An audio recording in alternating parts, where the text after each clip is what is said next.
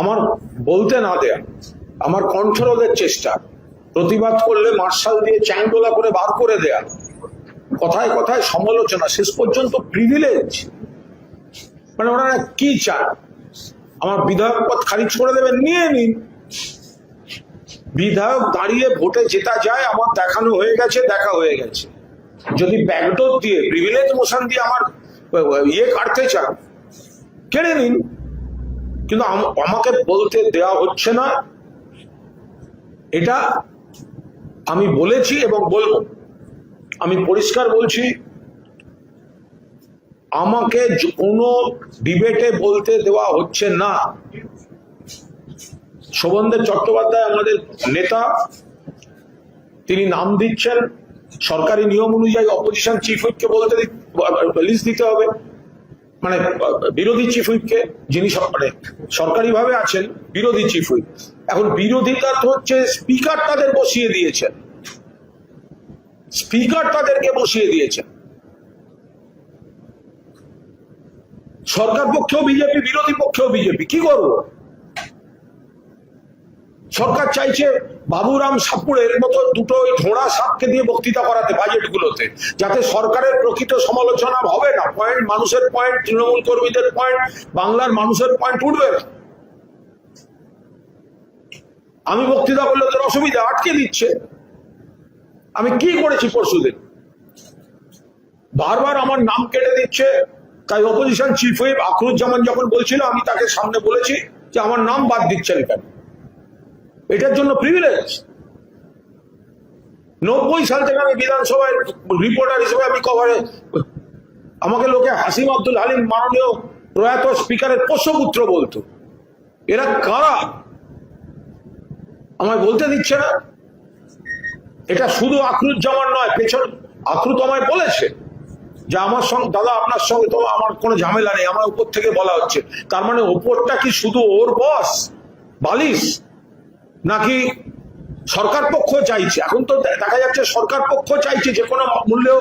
গলার কাঁটা হয়ে গেছে কুণাল ঘোষ বিধানসভায়, গলার কাঁটা হয়ে গেছে কুণাল ঘোষ। নইলে এই প্রিভিলেজ মোশন আসতে পারে না। আমি স্পিকারের চেয়ারকে কোনো অসম্মান করিনি। স্পিকার, আমি আগের দিন আপনাদের সামনে বলেছি, আপনারা আমায় জিজ্ঞেস করেছিলেন স্পিকারের বিরুদ্ধে কি আপনারা অনাস্থা আনছেন? আমি বলেছি না। স্পিকার ব্যক্তিগতভাবে অত্যন্ত ভদ্রলোক, গুণী লোক, পণ্ডিত মানুষ, কিন্তু ওনাকে একটা রাজনীতিতে চলতে হয়, স্বাভাবিক ব্যাপার। আমি স্পিকার চেয়ারকে অপমান করিনি। আমি অপোজিশনের চিফ হুইপকে বলেছি, যাকে স্পিকার বসিয়েছেন, আজকে শঙ্কর ঘোষ প্রিভিলেজ মুভ করলেন, স্পিকার রুলিং দেবেন। আমি আবার স্পিকারকে এক্ষুনি একটা চিঠি দিয়েছি, এক্ষুনি। আমি এসব প্রিভিলেজ টিভিলেজ লিখিনি, আমি চিঠি দিয়ে এসছি ওনার প্রাইভেট সেক্রেটারিকে, যে এক্ষুনি এটা সাহেবকে ধরান, যে আমাকে বলতে দেওয়া হচ্ছে না। আমি আজকের বাজেটেও বলতে চাই, কারণ আমাকে আজকেও আমার দলনেতা Sovandeb Chattopadhyay opposition chief whip আখরুজ্জামানের কাছে আমার নাম দিয়েছে, এবং সূত্রের খবর সেটা আবার কাটা হয়েছে।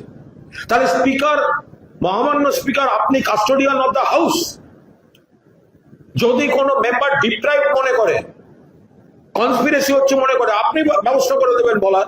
আমি সরাসরি স্পিকারকে এখনই চিঠি দিয়ে এসেছি, দেখবো এরপর উনি কি কি করেন। যেটা আমার বিরুদ্ধে বলা হয়েছে যে আমি হাউসকে অপমান করেছি, ভুল। বলা হয়েছে আমি স্পিকারকে অমান্য করেছি, ভুল। আমার সঙ্গে যে চক্রান্তটা করা হয়েছে সেটা কলঙ্কের, সেটা কাপুরুষতার, সেটা সামনে এই বিজেপির দালালটাকে রেখে করাচ্ছে হচ্ছে সরকার পক্ষ। কি করে হতে পারে? আমি তো বলে দিলাম, আজ বলতে বাধ্য হলাম। যেহেতু এই ধরনের ঘটনা ঘটেছে, যেহেতু স্পিকার সাহেব বিতর্কিতভাবে বালিশটাকে একটা পদ দিয়ে দিয়েছেন, তাহলে আমরা মাননীয় মুখ্যমন্ত্রীর সঙ্গে দেখা করেছিলাম এবং বলেছি আমাদের একটা বসার ঘর দিন এবং বলার সময় দিন। মুখ্যমন্ত্রী বলেছিলেন ঘর দেবেন। মুখ্যমন্ত্রী এও বলেছিলেন যে ওনাদের ওখানে অনেক সিনিয়র লোক আছে, ভালো স্পিকার আছে, ওদের সময় দিন। আমাদের সামনে শঙ্কর ঘোষকে ডেকে বলেছে। তখন ঠিক হয়েছিল আমাদের দিক থেকে কে বলবে সেই নামটা শোভনদেব চট্টোপাধ্যায় দিয়ে দেবেন।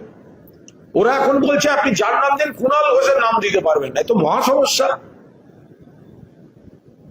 এটা আমার মানে আমার দেখুন, আমার জীবনের তো কোনো ক্ষতি হচ্ছে না, বক্তৃতা করতে পারছি না, আমি তো মানুষকে আমার কথাটা ঠিকই বলবো কোনো না কোনো ফরম্যাটে, কিন্তু বিধানসভায় দাঁড়িয়ে আমাকে বলতে দেওয়া হবে না দিনের পর দিন, আর তার প্রতিবাদ করলে আমার এগেনস্টে প্রিভিলেজ আনা হবে, এ তো ফ্যাসিবাদী আচরণ।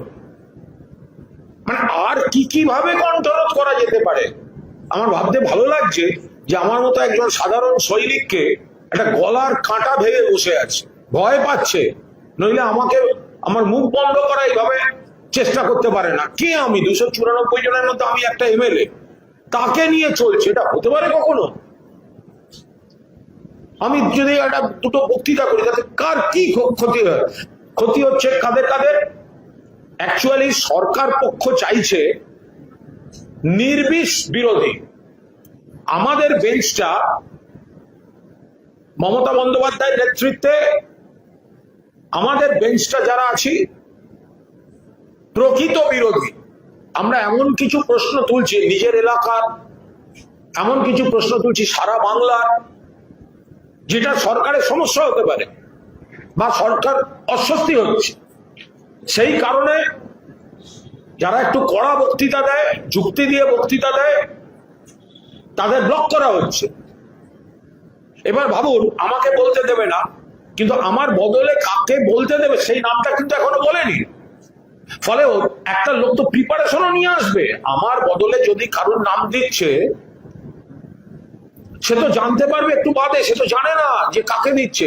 একজন কিভাবে বক্তৃতা করবে বাজেট বিতর্কে, এত গুরুত্বপূর্ণ বিষয়, অর্থাৎ ডায়ালুটেড, জোলো করে দাও, জোলো করে দাও, জোলো করে দাও। অত্যন্ত দুর্ভাগ্যজনক। আমি তো আবার বলছি, কি চায়? আমাকে হারাতে পারেনি, ভোট লুটের সব রকম চেষ্টা করেছে, আমাকে হারাতে পারেনি। প্রিভিলেজ এনে স্পিকারের রুলিং দিয়ে আমার এমএলএ পদ খেয়ে ব্যাকডোর দিয়ে আমাকে হারাবার চেষ্টা। তো আরে মানুষের দরবার আছে, খোলা আছে, এমএলএ হওয়ার জন্য জন্মায়নি। মমতা বন্দ্যোপাধ্যায়কে কৃতজ্ঞতা জানাচ্ছি, নমিনেশন দিয়েছেন। দলের কর্মীদের কাছে কৃতজ্ঞতা জানাচ্ছি, নমিনেশন দিয়েছেন, আপনারা কাজ করেছেন। মানুষকে কৃতজ্ঞতা জানাচ্ছি, ভোট দিয়েছেন। কুণাল ঘোষ বেলেঘাটা থেকে নির্বাচিত হয়ে গেছে। এবার এই ব্যাকডোর দিয়ে প্রিভিলেজ এনে আমাকে বিড়ম্বনায় ফেলা আর আমার এমএলএ পোস্ট খাওয়ার তাল, তাতে আরো বেশি করে এস্টাবলিশ হচ্ছে কুণাল ঘোষ, তাকে এরা ভয় পাচ্ছে। আমাকে কি সভ্যতা ভদ্রতা দেখাচ্ছে? আমি যখন এমপি ছিলাম, আমি দেখিনি পার্লামেন্টে কিভাবে এই বিজেপি, ডক্টর মনমোহন সিং প্রধানমন্ত্রী ছিলেন, দিনের পর দিন সভা অচল করে দিয়েছিল, ওয়েলে নেমে এসে গোটা অধিবেশন বাতিল করে দিয়েছিল। তারা শিষ্টাচার শেখাবে? তারা শিষ্টাচার শেখাবে? ফলে যদি কেউ ভেবে থাকে যে এই প্রিভিলেজ আসায় আমার উপর নানা চাপ দেওয়ায় আমি প্রচন্ড চাপে, আমি প্রচন্ড মানসিকভাবে চিন্তিত, আমি প্রচন্ড ভীত যে আমার এমএলএ শিপ পর্যন্ত চলে যেতে পারে,